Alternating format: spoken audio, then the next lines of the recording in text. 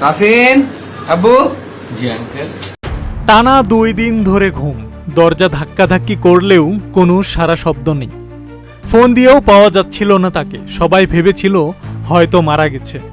তাই fire service ডেকে এনে দরজার লক ভেঙে ভেতরে ঢুকে তার রুমে গিয়ে তাকে ডাকাডাকি করতেই লাফিয়ে উঠে যুবকটি।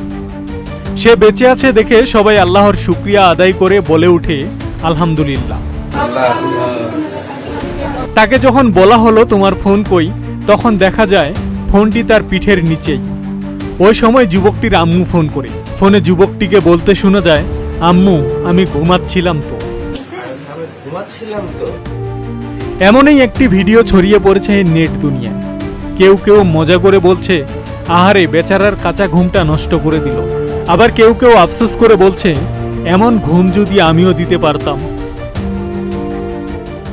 আব্দুস সালাম, প্রজন্ম 24।